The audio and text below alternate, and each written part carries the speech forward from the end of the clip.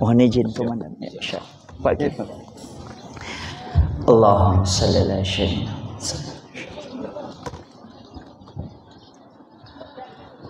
Bismillahirrahmanirrahim. Assalamualaikum warahmatullahi wabarakatuh. Maulaya salli wa sallim daiman abada ala habibika khairil halqi kullihim huwal habibul ladzi turja syafa'atuhu likulli hawlim minal ahwalil muqtahimi ya rabbi bil mustafa balligh maqasidana waghfir lana ma madaya wasi'al karami ya rabbi bil mustafa balligh maqasidana waghfir lana ma madaya wasi'al karami ila hadratin nabil mustafa sallallahu ala sayyidina Muhammadin al-fatihah.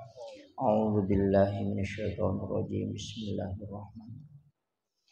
Alhamdulillahi rabbil alamin arrahmanir rahim.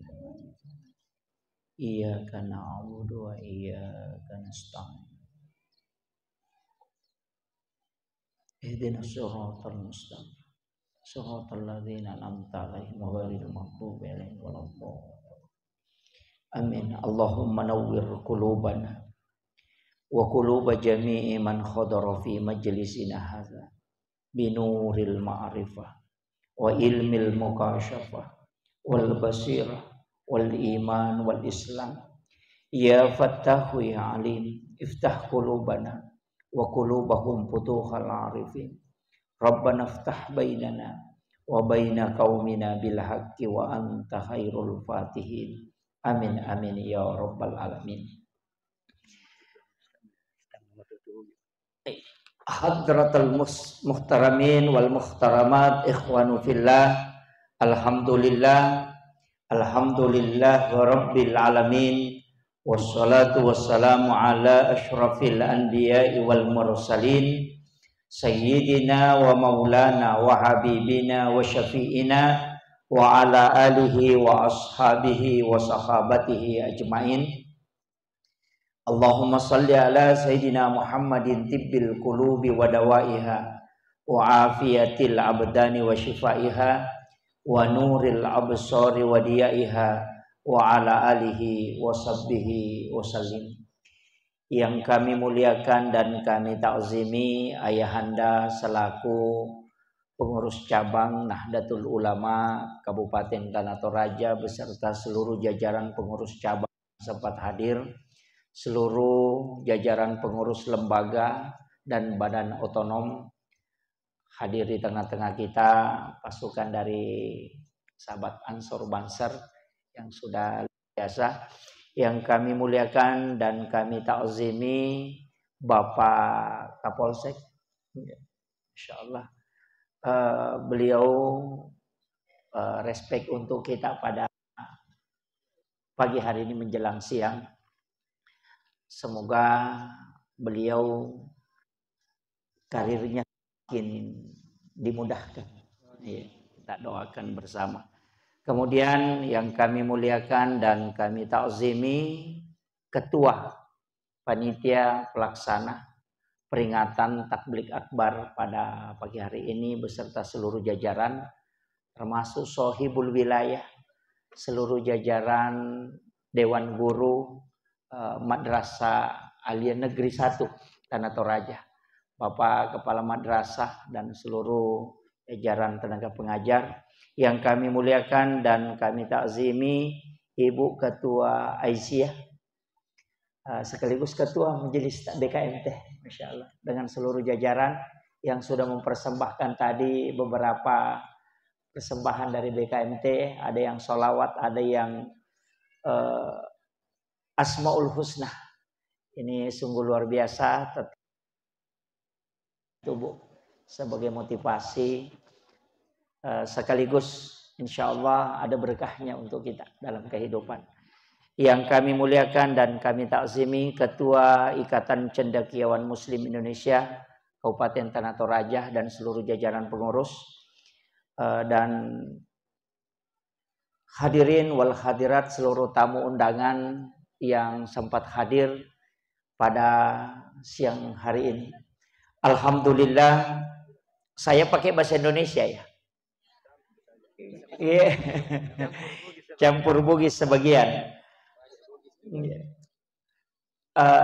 Tabligh Akbar ini tujuan utamanya ingin mendapatkan pencerahan dalam menyambut bulan suci Ramadan.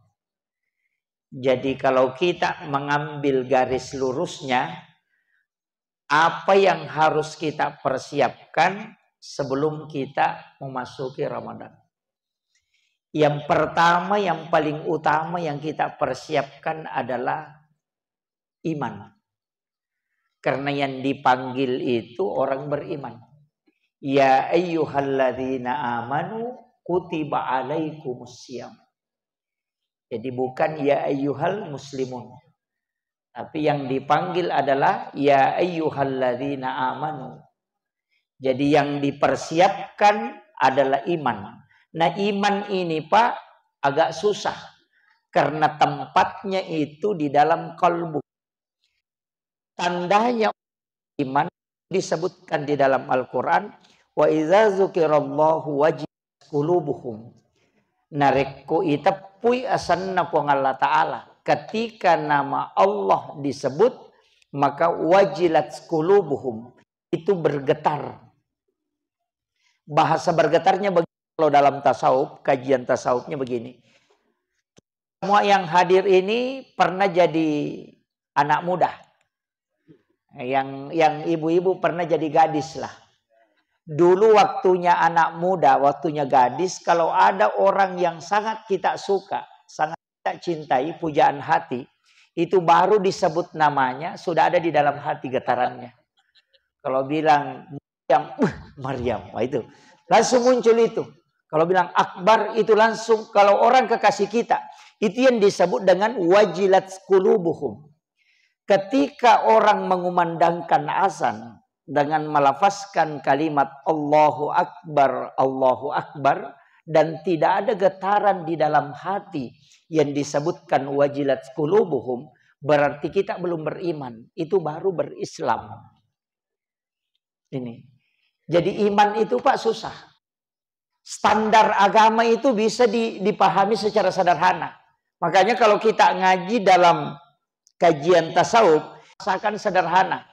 Bahwa kalau mau membuktikan kita beriman, itu kuncinya di situ. Makanya kenapa perpindahan gerakan dalam sholat itu menggunakan kalimat takbir. Allahu Akbar.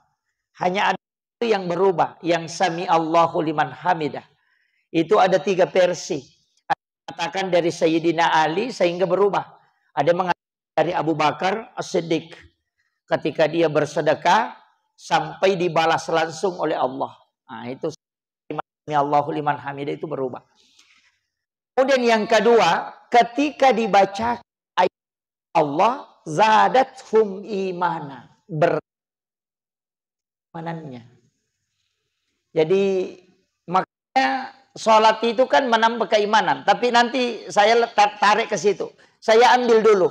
Modal untuk iman itu ulama menjadi ya komeloki memperbaharui, memperkuat, itu ada 4. Yang pertama, jaddidu imanakum bi kalimatin la ilaha illallah.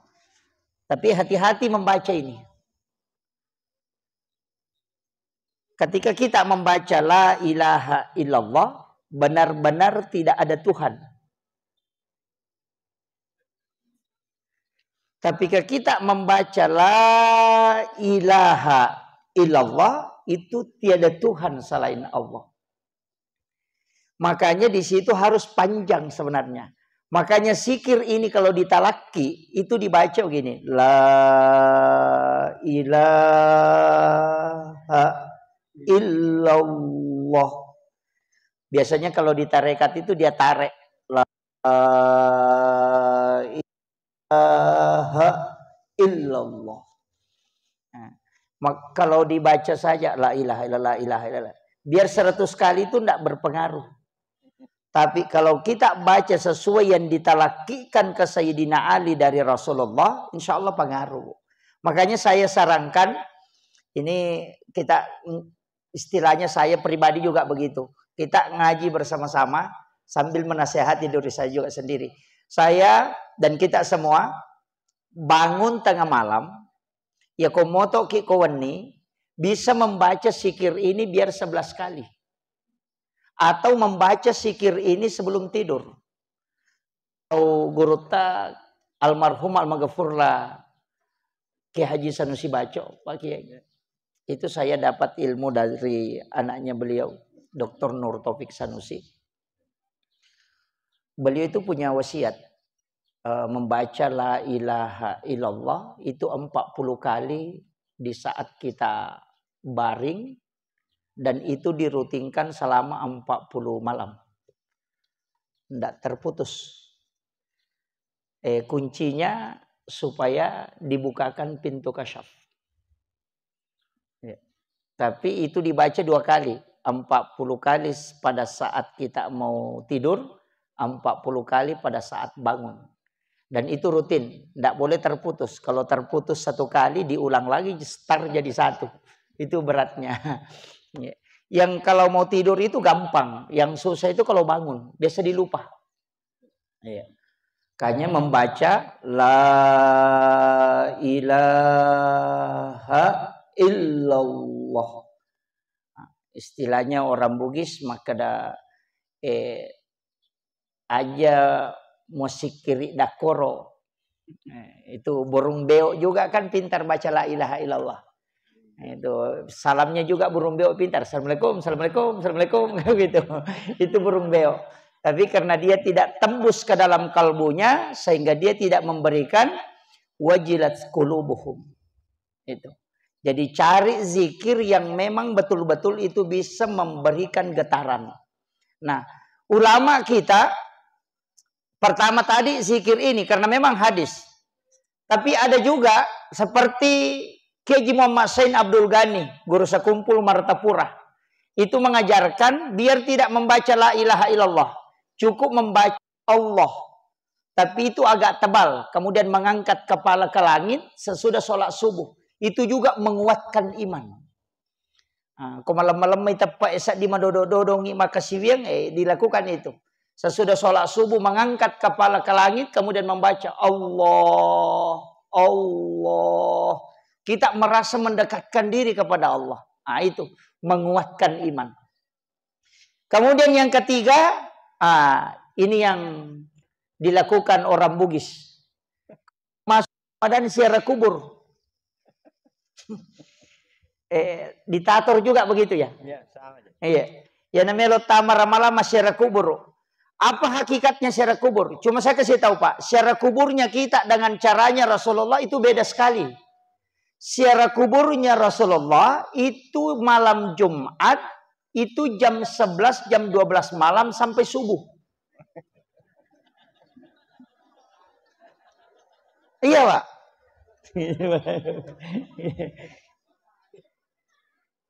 Ini yang susah. Karena kita ziarahnya pagi-pagi. Makanya sepulang dari ziarah kubur, itu Rasulullah ketika sholat subuh di subuh Jumat membaca 2 surah. Yang pertama adalah Alif Lam Mim Tanzilu, yang kedua adalah Al-Insan. Jadi yang subuh Jumat itu bukan sunnahnya sujud tilawah, bukan. Sunnahnya membaca 2 surah. Cuma kebetulan pada surah Alif Lam Mim Tanzilu itu ada ayat As-Sajadah, makanya kita sujud tilawah. Ini yang kadang imam tidak pahami Pak. Dia kira yang sunnah itu sujud tilawahnya, bukan. Yang sunnah itu membaca 2 surah. Alif Lam Mim Tanzilu di rakaat pertama, Al-Insan di rakaat kedua. Cuma di Alif Lam Mim Tanzilu itu ada ayat As-Sajadah, makanya kita sujud tilawah. Ini nih. Makanya Ahmad bin Hanbal itu dalam kitab fikihnya mengatakan, siapa yang sholat subuh di subuh Jumat hanya mau sujud tilawah, sehingga dia membaca Alif Lam Mim Tanzilu, maka batal sholat subuhnya. Itu bahayanya, Pak. Kalau dalam fikih, makanya ini penting. Jadi yang sunnahnya itu membaca 2 surah.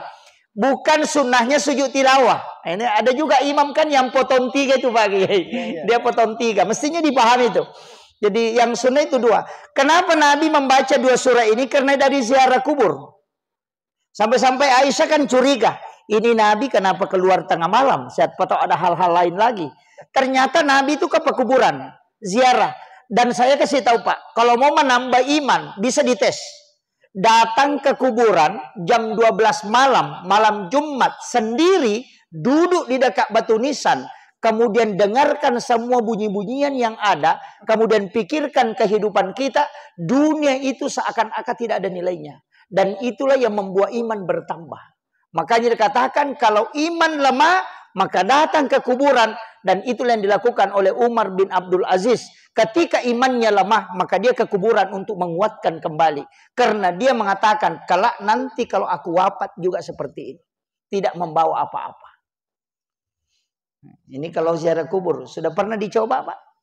Baru mau dicoba. Baru mau dicoba. Makanya di Jawa itu, makam-makam para habaib, para wali-wali Allah, seperti Wali Songo, itu kalau malam Jumat pasti banyak, ya ramai. Itu karena memang di situ sunnahnya. Ada al-hadis au kamakol. Saya tidak mau ini al-hadis au kamakol. Ada yang mengatakan hadis, yang mengatakan kaulun ulama, bahwa setiap malam Jumat ruhnya orang-orang yang muslim yang telah meninggal itu dikembalikan ke kuburnya. Ada yang mengatakan hadis, yang mengatakan kaulun ulama. Makanya saya mengatakan al-hadis au kamakol. Jadi ada yang mengatakan itu kembalikan ke kuburnya. Dan ketika kita mendatangi itu ziarah langsung. Apalagi kalau makam para wali. Makanya yang didatangi. Orang Bugis itu, Pak, datang ke kuburan kapan? Yang pertama pengantin baru. Orang Toraja juga begitu kan? Oh, enggak, maksud saya yang Bugis Toraja ini, di Toraja ini begitu. Iya. Ya kok Pure Botito, Pure Pak Boting. Juga ke kuburan. Kenapa? Itu banyak orang tidak tahu. Yang diziarahi itu bukan orang sembarang. Ketika dia menikah hari ini, besoknya itu pasti ziarah dulu. Tidak ada yang dia lakukan kecuali ziarah kubur. Ini yang banyak orang tidak paham. Itu karena ilmu ulama. Itu ulama yang suruh itu. Karena sebelum engkau berhubungan dengan pasanganmu, maka datanglah ke kuburan para wali, berdoa. Artinya doakan ulama itu, kemudian kau minta berkah yang kita sebut dengan tawassul. Ya. Bertawassul, tapi bukan minta ke orang yang meninggal. Ajak takada, oh puanganu pasalam, oh itu jadi masalah. Itu yang musyrik. Makanya ada yang diperintahkan dalam agama, kalau kita datang mengatakan, doakan, setelah itu baru berdoa, ya Allah, berikan aku keberkahan. Berikan anak-anak dan keturunanku keberkahan. Sebagaimana berkah yang kau berikan kepada ulama ini. Itu yang disebut tawassul. Kalau kita minta langsung ke orang mati, itu yang disebut tawassut. Bedakan. Iya. Kalau bertawassut, itu minta langsung kepada si mayit. Kalau tawassul, minta kepada Allah nikmat yang diberikan kepada orang yang kita ziarahi. Sama aja kalau ada orang pindah rumah baru, nah disuka sekali rumahnya, apa yang kita biasa bilang? Mudah-mudahan kalau anak-anakku bisa bikin rumah seperti ini ya Allah. Itu namanya bertawassul dengan melihat benda. Datang ke kuburan, jangan minta ke orang matinya. Minta kepada Allah, cuma yang diminta yang keistimewaan yang diberikan kepada orang yang disiarai. Makanya yang disiarai itu bukan preman. Bukan orang jahat, bukan preman. Maka pura boting. Ang kadang karon nenemo, asera tahu naunu, lo musyarai, ay aja nah.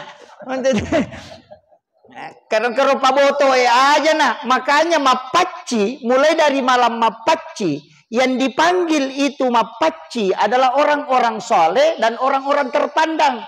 Seperti siapa? Kepala desa, kepala kampung, tetua adat, orang-orang imam itu yang dipanggil. Dia itu nangka makada karo sapisan na paboto oli itu dia nangka oli. Tidak, karena dia mengambil berkahnya, karena di setiap sentuhan-sentuhan yang baik di dalamnya terkandung doa itu disebut tapaul. Tapi kalau dalam bahasa agama disebut tapaul. Kalau dalam bahasa budaya disebut senuangang. Nah, senuangang itu adalah mengharapkan sesuatu dari Allah dengan melihat, mengambil ibarat di situ. Kemakiro, makanya tuh orang Bugis begitu. Angka 7 dia hitung-hitung. Oh, kalau ada uangnya ada 77 angkanya, nomor 7 itu 4 baku deret-deret, langsung dia bilang sama 77. Nah, langsung nala itu nasang Indo di iya. Salamang kamu pia di ku dia nang kana salai kak di. Mana seni? Kan benar. Tapi kalau kita tarik dalam ilmu hikmah, saya coba padukan, Pak. Kalau kita tarik dalam ilmu hikmah, ulama-ulama hikmah itu mengangkat itu, Pak. Angka 7 itu pilihan. Kenapa? 7 bulan kandungan itu syukuran. 7 hari kelahiran itu diakikah.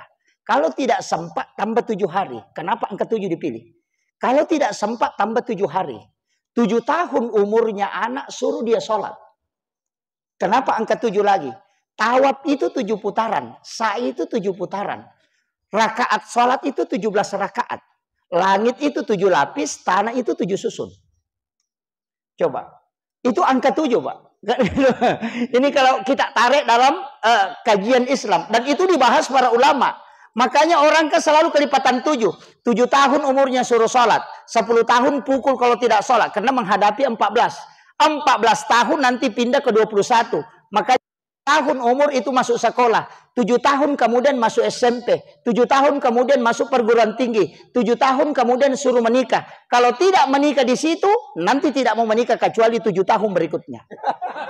Iya, makanya kalau ada anak tidak menikah di umur 21 sampai 28, nanti mau menikah itu di umur 40 ke atas. Kenapa? Karena syahwat menikah itu hilang. Hilang. Gairah menikah itu hilang. Nanti di 40 baru mau. Makanya yang sudah menikah juga Pak Kiai di situ mau. Yang 40. Karena berulang lagi. Orang bilang puber kedua. Bukan puber kedua. Itu kelipatan 7 yang keempat.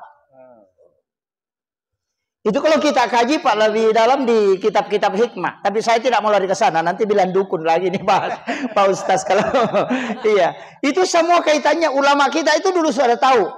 Kemudian saya ingin bahasakan sederhana begini. Dalam agama kalau kita kaji seperti tadi mau orang sudah menikah langsung kan belum berhubungan itu Pak. Karena malam pertama itu tidak bisa berhubungan karena masih ada tamunya. Orang Bugis memang buka pas Solo. Kan di situ. Makanya nanti pas besoknya itu ziarah kubur sebelum kau menyentuh istrimu. Kemudian yang ketiga, saya kasih tahu. Kenapa orang Bugis rata-rata dia nikahkan anaknya menjelang Ramadan? Itu di bulan Sya'ban. Iya. Saya tidak tahu orang Bugis Sidrap begitu Pak. Kalau Bugis yang lain saya tidak tahu. Magai. Ini yang orang tidak tahu. Kalau orang yang sering ngaji kitab. Buka kitabnya Imamul Ghazali. Di kitab Hiyalimuddin. Itu kitab tasawuf monumental. Imamul Ghazali itu menyampaikan begini. Siapa yang berhubungan pas selesai berbuka puasa di bulan Ramadan. Sesudah minum air putih sebelum makan apa-apa. Kemudian berhubungan. Dan menyebabkan istrinya hamil, maka besar kemungkinan anaknya itu bisa menjadi seorang ulama. Itu pesannya Imam Ghazali.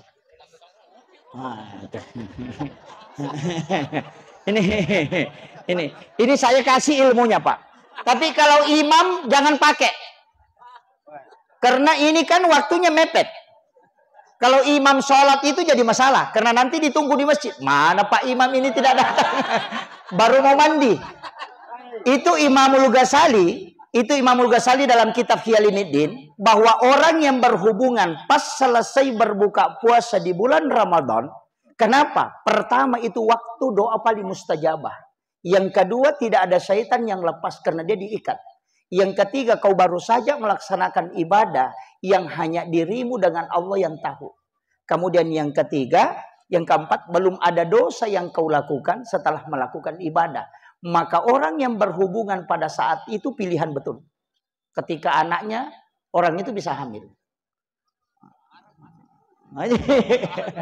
Itu makanya ada orang bilang buka Arab, orang begitu.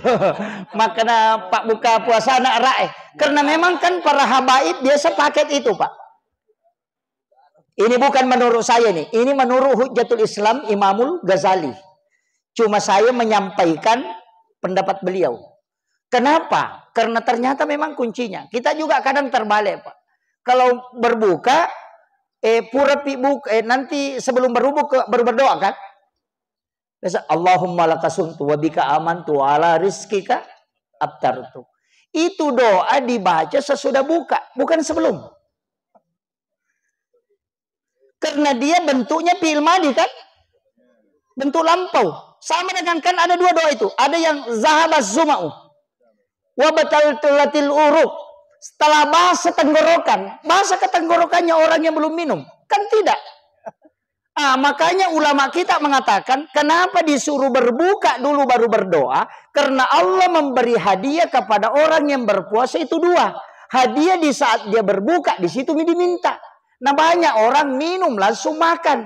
Mestinya minum dulu baru berdoa. Karena Allah menunggu doamu di saat itu. Cuma Allah mengizinkan kau membatalkan puasamu baru minta. Cuma kita batalkan puasa baru makan. Malaikat bilang, hei berdoa ke dulu bos. Ditunggui. Dia bilang, ayo dihantam saja. Dia rugi karena tidak memanfaatkan waktu yang diistimewakan oleh Allah. Itu kuncinya. Makanya ini kan Tabligh Akbar persiapan Ramadan. Makanya saya kasih tahu memang. Jadi dua waktu itu kan paling istimewa kita. Dalam Islam itu. Yang pertama, pada saat kita berbuka. Yang kedua di saat kita sahur. Sahur itu kan bahasa Arab. Dari kata sahara. Makanya di dalam Al-Quran disebutkan. Wabil azhari hum yastaghfirun. Dan di waktu sahara. Hendaknya kalian beristighfar. Sahara itu waktu Pak. Akhir dari sepertiga malam. Sebelum masuk subuh. Antaranya ada waktu sekitar 15 menit. Itulah yang disebut dengan sahara. Makan di waktu itu disebut makan sahur. Enggak begitu? Makanya kita mengatakan makan sahur karena makan di waktu sahara. Sahara itu 10-15 menit sebelum subuh.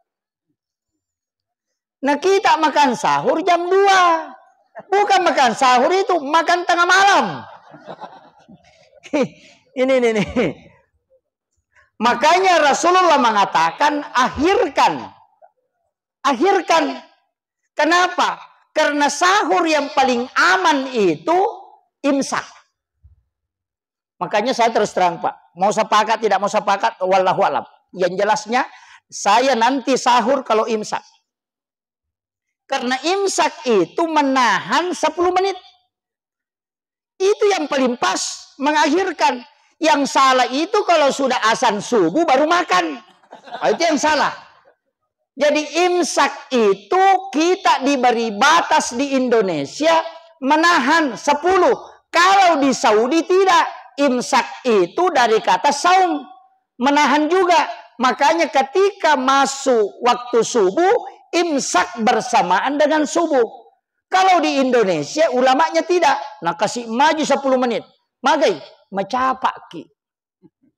Orang Arab makannya kurma, kita makan nasi. Kalau dikasih waktu bersamaan, tidak selesai nasinya, nah makan masuk subuh. Makanya dikasih jeda. Tapi saya begini Pak. Saya tidak makan nasi kalau imsak. Saya tidak makan nasi. Makanya kita akali untuk mengambil semua berkahnya. Jam 2 malam silahkan makan. Mau makan 3 piring silahkan. Pokoknya makan saja. jangan niatkan sahur, makan saja. Nanti menjelang imsak, ambil kurma 3 biji, sekaligus air putih 1 gelas. Itu yang kita niatkan sahur.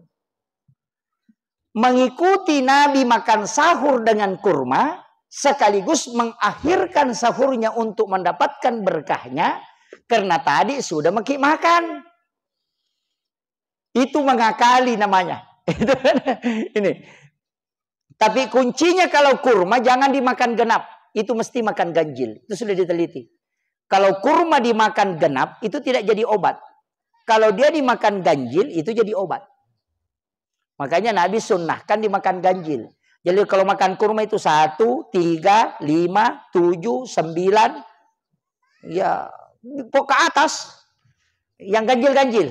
Nah, kemudian, ada salah satu yang dilakukan Rasulullah, yang jarang kita juga lakukan. Itu pada kurma. Ambil kurma 3 biji, sama air 1 gelas, air hangat kuku. Kemudian masukkan kurma 3 biji itu dengan membaca suratul Fatihah setiap 1 biji. Itu direndam sesudah sholat isya. Nanti bangun sahur baru itu yang diminum airnya dan makan kurmanya. Itu bisa mengobati 40 jenis penyakit. Itu yang disebut dengan air rendaman kurma.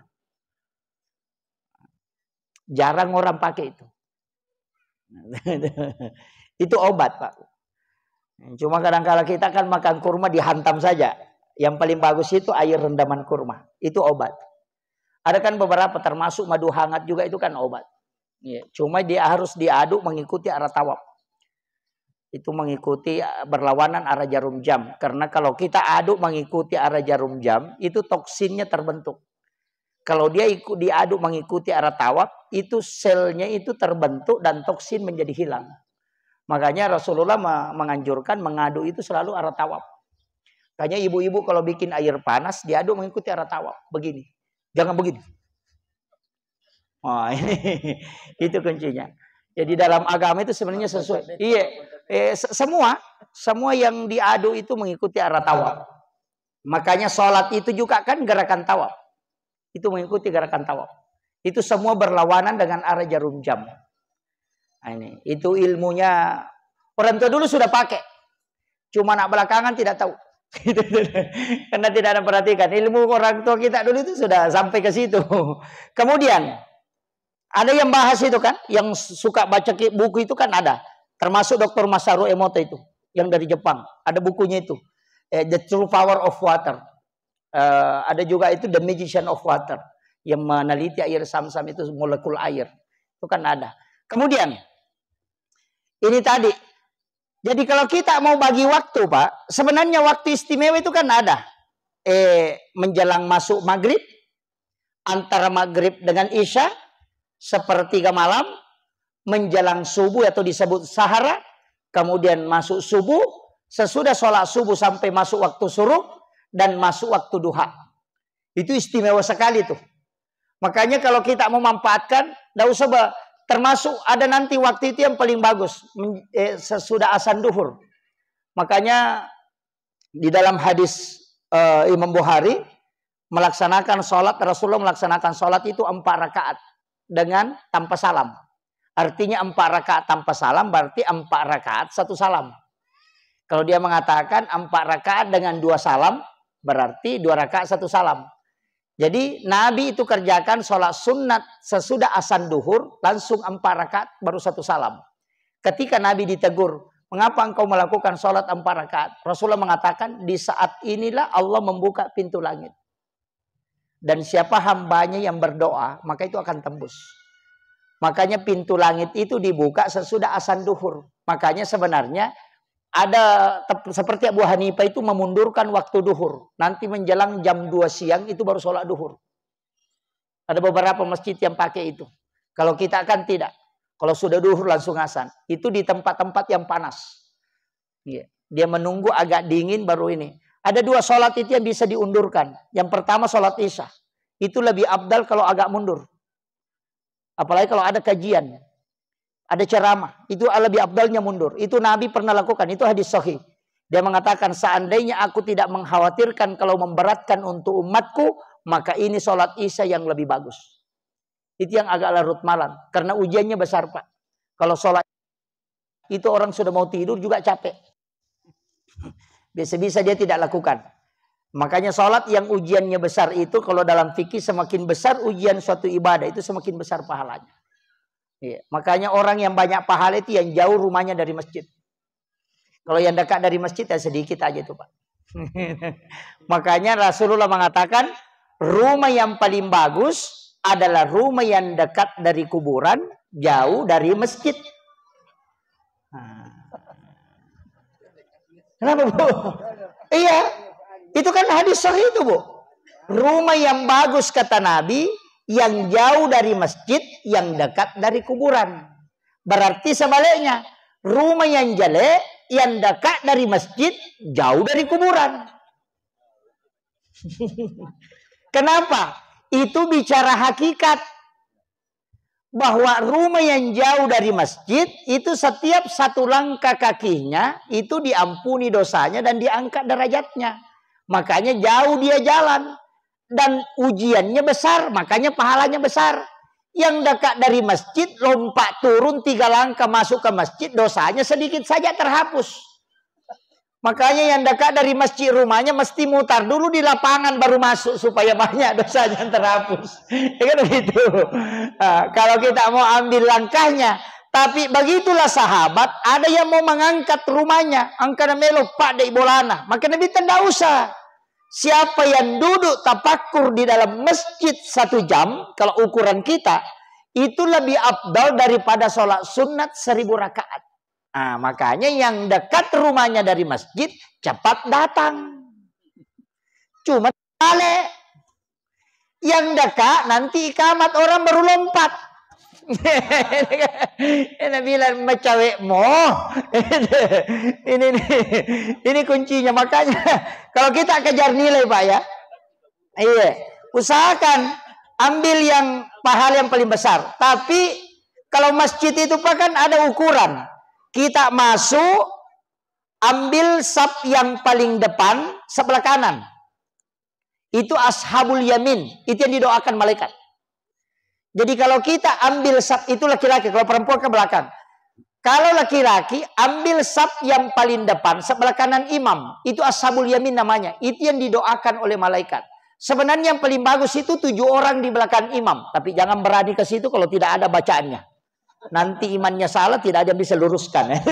Fatal itu. Nah, kemudian sebelah kanan.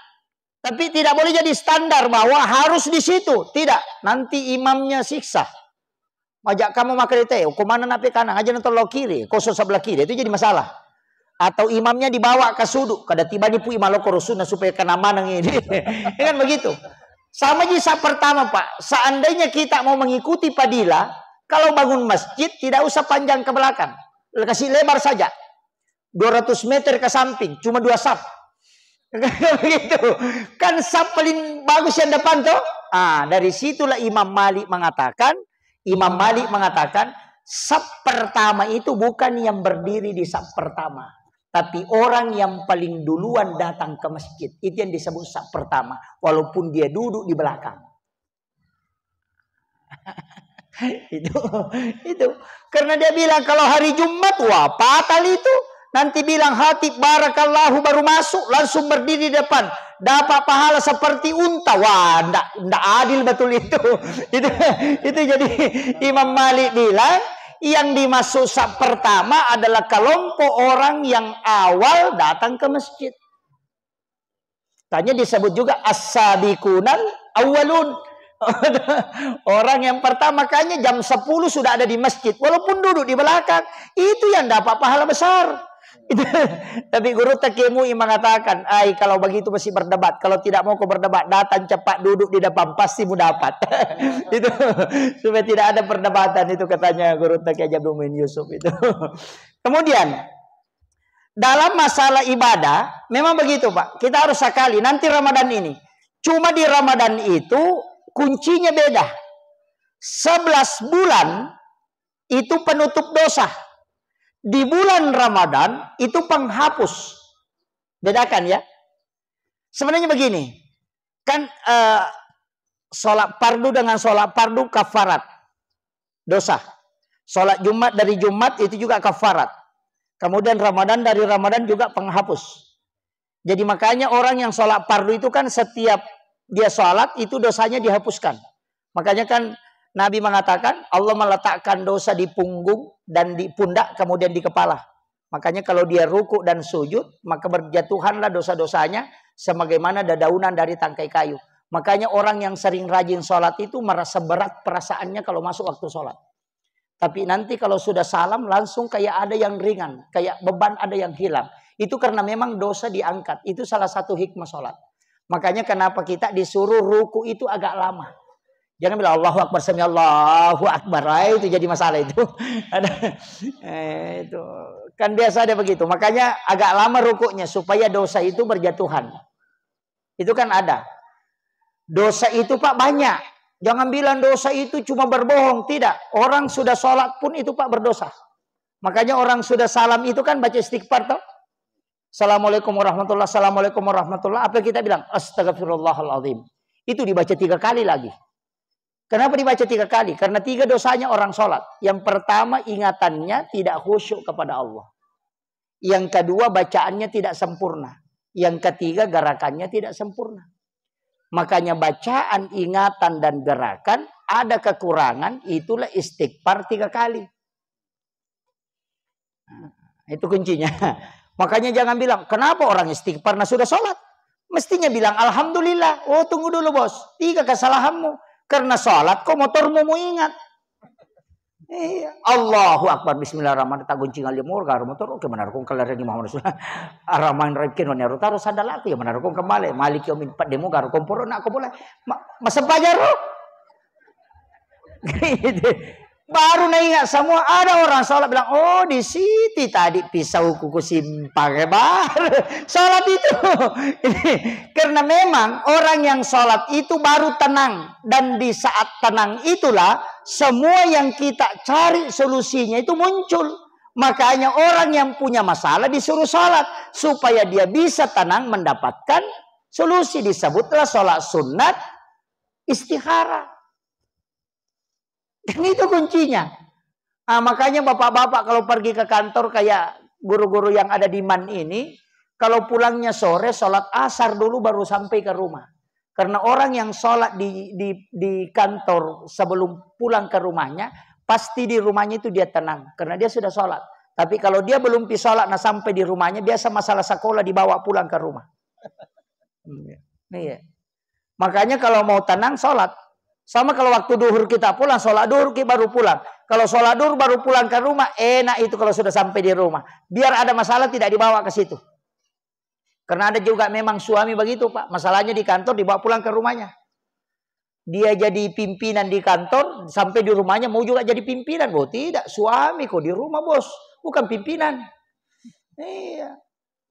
Makanya ibu-ibu ini harus kasih tahu. Kalau ada urusan kantor nak bawa pulang ke rumah. Kasih tahu suami. Hei. Ini bukan kantormu ini. Ini rumah ini. Kantormu di sana.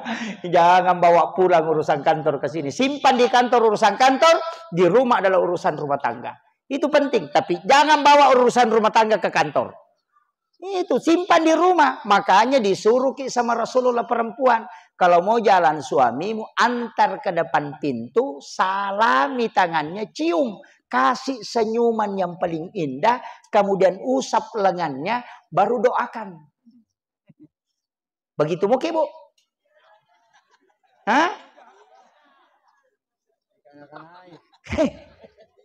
Kalau datang, jangan biarkan dia masuk di pintu. Paling bagusnya seorang istri turun menjemput di depan tangganya.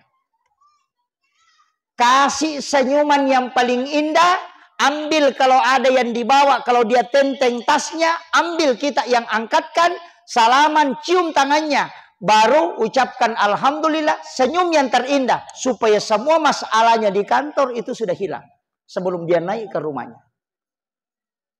Kalau di dalam kamar kita tunggui, Assalamualaikum, tidak ada yang ngomong. Langsung dia bilang, weh adik di sini, dia bilang, kenapa memang nih? Wah. Karena kadang-kala kalau ibu-ibu lebih sibuk sama Facebook. Di kampung saya, bukan di sini. Kalau di sini tidak. Nah tahu semua urusannya orang. Semana urusan na tahu. Mapat di wetang anu ke Jakarta, purana bos sepeda anu ke Kalimantan. Sakit lututnya si anu di Makassar, sakit giginya anu di Samarinda. Padahal suaminya mencerek, dia tidak tahu. Iya, karena dilihat di Facebook semua.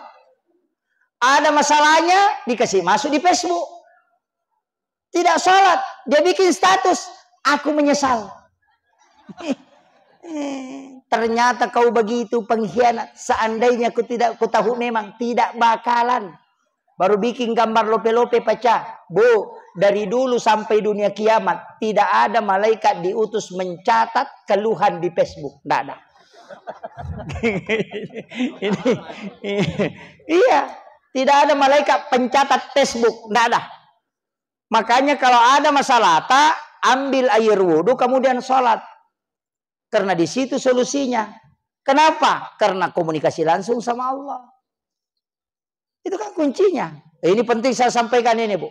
Jangan ada masalah langsung dikasih masuk di Facebook. Sedikit-sedikit masuk di Facebook. Kalau ada duda yang dia lihat, oh ini orang sudah bertengkar. Langsung dia bikin komen. Sabar say. Itu sudah. Masalah itu. Iya. Tidak ada di sini, Budi. Ada. Tapi jangan juga langsung salahkan orang kalau ada di Facebook dia bikin status. Kadang-kala dia foto-foto itu baru dia upload di Facebook. Alhamdulillah. Hari ini kita ditraktir sama letting.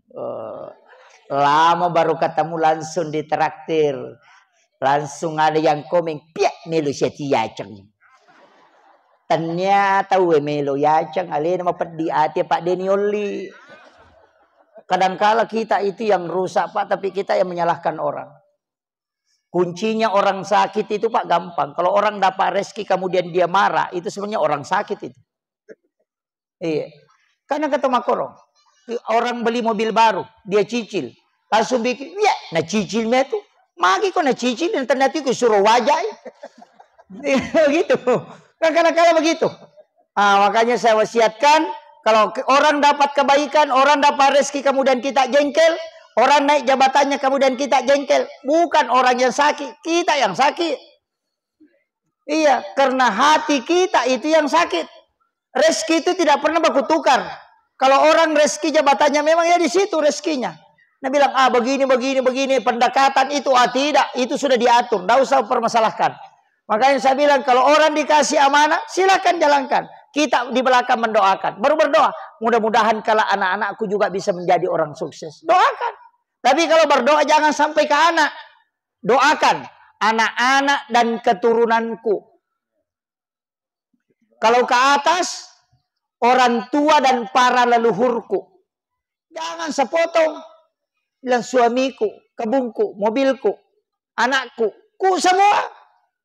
Anak-anak dan keturunanku. Kalau ada doakan anaknya, nanti tidak didoakan cucunya, apun betah.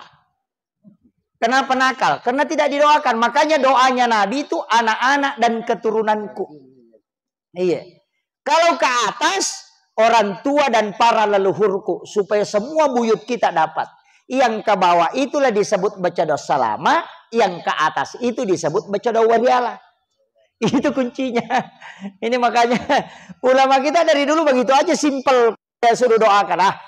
Doakan saja ke bawah. Ini doakan ke atas. Itu aja kuncinya Pak. Makanya kalau kita ngaji tasawuf sebenarnya sederhana. Saya pernah itu di bimbing khusus kurutan bilang, sebenarnya hidup ini gampang. Nak. Kembali saja kepada dirimu. Tidak usah terlalu jauh. Mengambil ibarat dari orang. Kembali. Jika orang mendapatkan nikmat kemudian kau jengkel, berarti kau yang sakit. Iya, imanmu lemah. Iya, kalau kau melihat orang ada masalah baru kau jengkel, oh itu jadi masalah. Makanya di dalam tasawuf itu tidak ada bab kikir, Pak. Yang ada itu bab tamak. Karena sebenarnya kalau ada orang bilang orang kikir itu sebenarnya tidak. Itu orang tidak kikir, cuma kau yang tamak. Iya.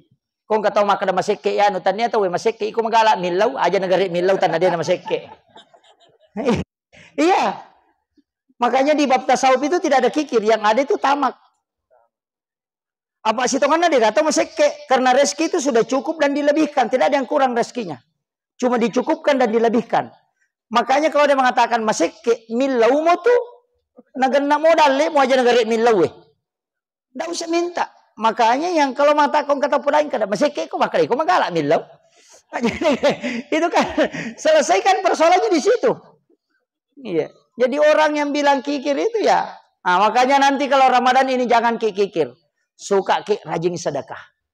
Tetangga-tetangga kita yang berpuasa, non-muslim yang tidak berpuasa tetap bisa. Itu sedekah itu bukan hanya untuk orang. Itu untuk binatang pun boleh. Makanya memberi makan kepada binatang melata itu berpahala. Apalagi kalau manusia. Itu kuncinya. Makanya sedekah itu tidak terbatas kepada orang. Ada orang sedekah nanti, oh tidak mau kasih karena tidak sholat. Wah itu jadi masalah itu. Enggak, berikan dia semua. Karena sedekah itu adalah memberikan manfaat untuk orang. Makanya ulama dulu kan begitu. Orang tua kita itu kalau mau makan pasti dia kasih makanan dulu kucingnya. Sebelum dia memulai makanan dia ambil. Itu ambil dasar dari Nabi Ibrahim. Nabi Ibrahim itu kalau mau makan selalu cari orang dia temani makan. Dan itu tidak ada syaratnya. Cuma dipanggil, ayo ke sini makan sama-sama. Dan tidak dia makan makanannya kecuali ada yang dia temani. Dan apa hikmahnya? Ketika dia dibakar tidak terbakar. Api tidak mau membakarnya. 40 hari, 40 malam di dalam api itu tidak terbakar. Dari sinilah ulama dulu mengambil dasar bahwa setiap rezekimu yang pertama langsung sedekahkan supaya tidak terbakar tempatmu. Ya nariasa mula balu. Iya, jadi kalau ada misalnya kan begitu, ada orang belanja, langsung dia belanja 5.000 pagi-pagi, ambil yang 5.000 itu sedekahkan, ya naria semula balu. Kenapa? Karena rezeki pertamamu langsung kau sedekahkan, itu patolak bala, maka dia mula balu, yopi dia sangi mula balu, irakko otai napa ya silakan. Tanya mula balu seke sananya tuh, ikan. Orang dulu itu kan dia lipat supaya uang itu tidak bertukar. Nanti pulang ke rumahnya baru dia masukkan ke celengan. Yo pidi irak ko otai napa ya bampang. Aduh. Inilah yang dipakai dan itu dasarnya Pak dari situ. Itu coba. Nabi Ibrahim itu kan dibakar. Dan dia masuk ke dalam api 40 hari 40 malam. Cuma api tidak membakarnya. Kenapa? Karena sifatnya yang dicabut. Jadi makanya kau makan jai pas sedekah. Nah itu dia nak kena ilasa. Makanya makan Nabi dau mardakum bis sedekah. Obati penyakitmu dengan sedekah. Karena kalau orang bersedekah racunnya itu sudah buang. Karena patolak bala toh. Iya. Ya kok kagak kamian re tapas sidak kaki. Jangan makan dulu. Makanya orang sehat, dia nang tahu pala sapa megala ada rupa nalasana tahu seke mi itu. Termasuk penyakit gula itu rasa tahu kat dia itu. Saya sampaikan begini, sederhananya, makanya orang Nabi kan mengatakan ketika engkau memasak sesuatu kemudian tetanggamu menciumnya dan dia kepengen memakannya, maka engkau berdosa ketika dia tidak mendapatkan makanan itu. Masa idi nasui. Ingat nami mau apa idi madosa. Nah begitu. Artinya apa? Jangan merakiti perasaan tetanggamu. Walaupun itu dengan sekecil bau makanan yang dia tidak nikmati dari kamu. Itu kuncinya. Makanya sekecil apapun kita bagi ke tetangga. Meliki bale. Kasih tetangga. Tapi ingkatona aja mak kok apa angka lamar ditau seke Pak Kiai. Gulukas. Lamar ditau kat di itu.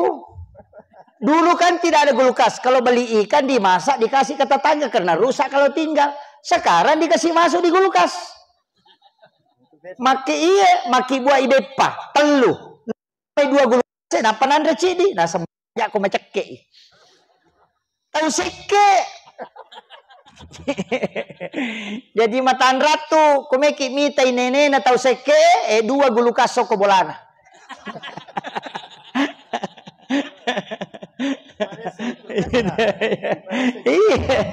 Ini sebenarnya kan dulu begitu karena tidak adanya gulukas sehingga kue makanan itu diberikan ke tetangganya dengan alasan nanti rusak kalau tinggal saja. Sekarang ada kulkas tidak rusak. Sampai merah matanya ikan di dalam tidak keluar-keluar. Padahal tetangganya makan lombok. Nah, itu juga yang membuat orang tidak bertengkar dengan tetangganya ketika saling berbagi. Karena merasakan bahwa seperti keluarga sendiri. Pasti aman rumah tak pak. Pergi ke merantau na jaga baru kuci lompat na bukan di koran na itu. Tapi kalau kikir na biar penjana dah betul tidur misalnya tahu sekek mo. Iya. Itu sebenarnya penolak bala. Iya. Coba membesar kau beli bolata. Sedikit-sedikit kasih sedekah, sedikit-sedikit kasih makanan, sedikit-sedikit bantu, sedikit-sedikit senyum. Itu kita anukan kalau ketemu langsung senyum. Karena Nabi bilang, tabassumuka fi wajhika ahika laka sedekah. Tersenyum di hadapan wajah saudaramu itu sedekah. Makanya semua foto cale itu tersenyum. Iya. Iya. Oh ini sudah setengah 12 pagi ini. Saya kasih tahu begini. Begini. Dalam bulan Ramadan itu kan penghapus, bukan penutup. Makanya kalau orang mengatakan astaghfirullahalazim, itu dari kata istakparah. Istakparah itu bahasa Arab, menutup yang nampak. Kalau kita menulis di kertas ada tulisan salah, kita ambil tip X kemudian kita tip X. Tip X itu tidak menghapus tulisan. Cuma dia menutup supaya tulisan itu tidak nampak. Itulah makna istakparah. Tapi kalau mau dihapus tulisannya, tidak pakai istakparah. Tapi pakai kalimat al-afu. Makanya di bulan Ramadan itu zikirnya Allahumma innaka afuwun karim tuhibbul afwa fa'fu anna. Makanya kalau Ramadan jangan baca istighfar. Lambaki istighfar bulan Rajab, salawat di bulan Sya'ban, di Ramadan baca Al-Quran dan Al-Afu. Makanya Nabi mengatakan syahrul Rajab syahrullah. Bulan Rajab bulannya Allah. Kalau bulannya Allah istighfar. Bulan Sya'ban syahri kata Nabi. Bulan Sya'ban itu bulanku. Makanya baca salawat karena bulannya Nabi. Kemudian bulan Ramadan, bulan untuk umatku. Maka baca Al-Afu dan Al-Quran. Itu kuncinya. Makanya latihannya itu 3. Makanya dia pakai Allahumma barik li fi Rajaba wa Sya'ban wa balikna Ramadan. Kenapa berkah ada 2? Allahumma barik li fi Rajaba wa Sya'ban. Karena salawat dan istighfar itu untuk berkah. Nah, untuk Ramadan wabalik, sampaikan aku. Kalau kita berdoa supaya sampai, kalau dikasih sampai berarti bersyukur. Orang yang bersyukur disebut man fariha biduhuli Ramadan. Nah, siapa yang bergembira karena masuknya Ramadan, maka itu sudah diampuni dosanya. Haram tersentuh api neraka. Makanya orang yang berdoa itu karena pengen dapat Ramadan, belum puasa sudah dapat ampunan. Nah, itu kuncinya. Jadi sebenarnya itu kaitannya semua itu hadis. Nah, jadi nanti kalau Ramadan Pak pakai saja itu Allahumma innaka afuwun karim tuhibbul afwa fa'fu anna. Makanya di antara 2 tarwi itu kan 2 rakaat itu kan dibaca itu. Yang kemudian biasa mau berbuka dibaca karena memang itu al-afu menghapus supaya dosa kita dihapuskan. Itulah makna kata Nabi, man shoma ramadhana imanan wahtisaban ghufira lahu ma taqaddama min sambi. Di riwayat Allah mengatakan man qama ramadhana imanan wahtisaban. Jadi yang puasa dan siapa yang mendirikan. Nah, itu kuncinya. Jadi itu aja, Pak. Enggak usah banyak pusing kalau Ramadan. Ngaji. Kemudian kalau ngaji baca warattilil Qur'ana tartila. Jangan cari hatam. Kan angkat tahu mengaji mak bila temak mi. Ya. Oh, nambil Quran. Abu dia nang ngaji. Merum-merum. Letuk memang. Kada kasiagan di teman asa ngakepan. Beh, piku bati mengaji. Dia meto nang ngaji. Merum mi. Makanya disebut warattilil Qur'ana tartila. Kenapa? Karena yang ditanya nanti bukan hati, tapi yang ditanya adalah lisan. Makanya dari situlah kenapa kalau sholat tidak boleh menutup mata. Karena nanti dia yang bicara bahwa saya melihat. Kenapa sholat harus dilapaskan? Karena dia yang bicara bahwa saya yang melepaskan. Itu kuncinya. Makanya dilarang tutup mata. Dilarang tidak melapaskan. Al-Quran juga begitu. Kenapa? Warattilil Qur'ana tartila. Karena malaikat juga pengen mendengar ayat yang kita baca. Akhirul kalam wallahul muwaffiq ila aqwamit thoriq. Assalamualaikum warahmatullahi wabarakatuh.